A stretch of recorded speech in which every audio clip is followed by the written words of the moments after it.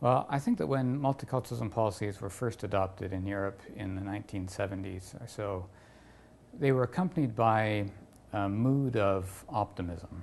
And they had a certain kind of celebratory quality to them, that the hope was that if societies made an effort to recognize and accommodate diversity, that this would lead to greater harmony and to a more successful society.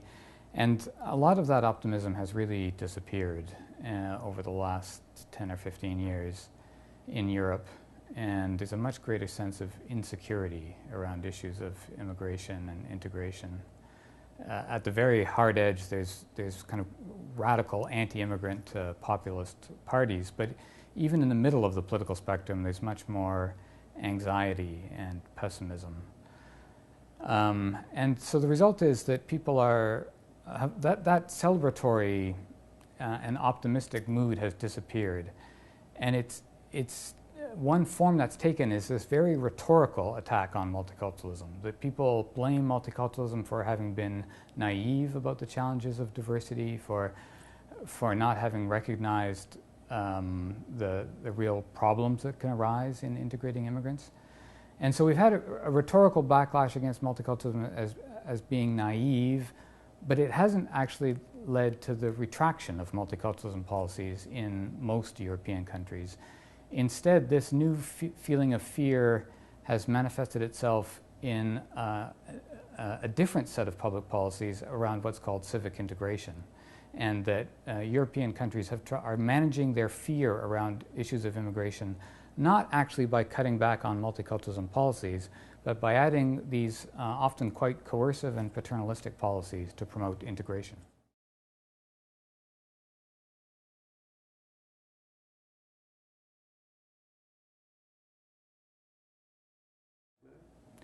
I think it does. So there's a number of these new discourse.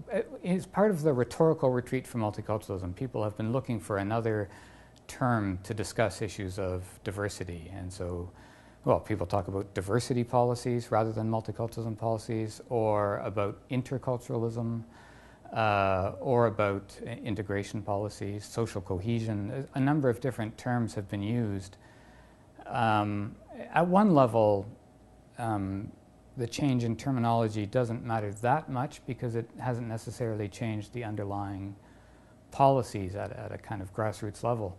But at another level, I think the change in discourse does matter because, as I said before, the shift in discourse is a reflection of a real shift in mood from optimism to anxiety and feelings of insecurity and fear. And immigrant groups are very aware that they're now viewed with much greater suspicion and distrust. And that makes them more ambivalent about their role in society and much more uncertain about how they're perceived. And so even though some of these original multiculturalism policies are still in place, the fact that they're being surrounded by this more pessimistic anxiety, I think, is actually making those policies less successful. They were intended to encourage and welcome immigrants, but although the policies are still there, because they're surrounded by this discourse of anxiety and fear, they're not being as welcoming as they were intended to be.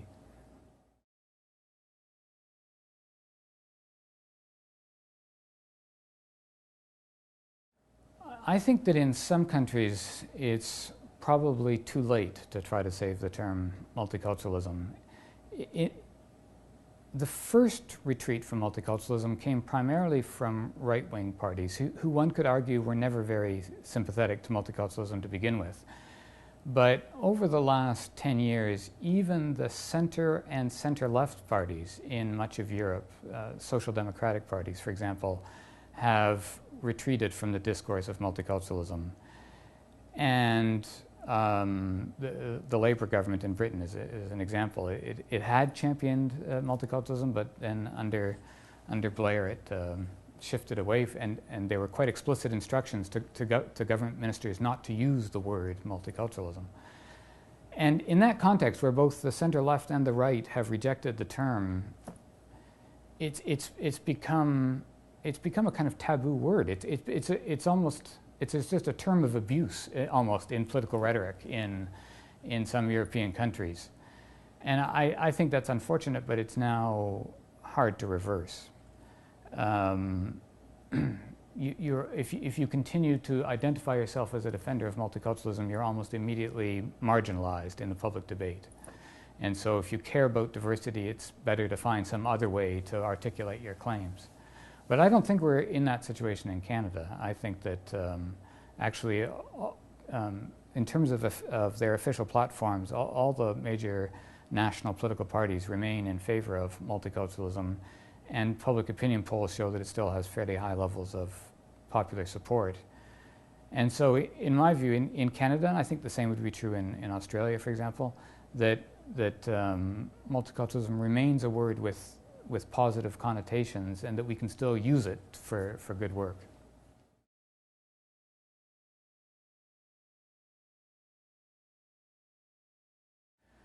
Well, it's certainly not possible to just transplant the Canadian model to Europe.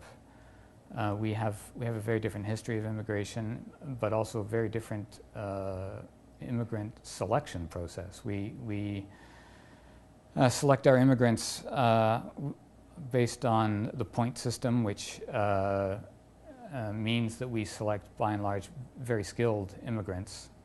More so really than almost any country in the world. We pick the cream of the crop in terms of immigrants. And so it's not surprising that we've had more success in the integration of immigrants, because they come with higher levels of skill and education. And whereas many of the immigrants in Europe are, some of them were originally guest workers who were relatively unskilled. They also have large numbers of essentially refugee asylum seekers from North Africa or from Eastern Europe and the Middle East. And so they face challenges in integrating a very different group of immigrants than we have. But one lesson that I think that Canada does have is that it shows that you can combine a commitment to multiculturalism with a strong commitment to citizenship and to national belonging. I mean, this is something that I think Canada has actually been quite good at, that we do quite strongly promote multiculturalism and the recognition of diversity and the accommodation of diversity, but at the same time, we very much encourage immigrants to identify with the country, to feel that they're Canadian, and they do come to have a very strong sense of belonging to Canada, very high levels of pride, for example. Immigrants and their children show very high levels of pride in Canada. But also we've connected multiculturalism with citizenship. With multiculturalism isn't just about preserving particular cultural practices in the private sphere. Our conception of multiculturalism is one that encourages people to contribute to the society as a whole and to participate in society as a whole. And so that so multiculturalism is a way of being Canadian, and it's a way of exercising one's Canadian citizenship. And I think that package of multicultural citizenship is actually a very powerful and attractive one.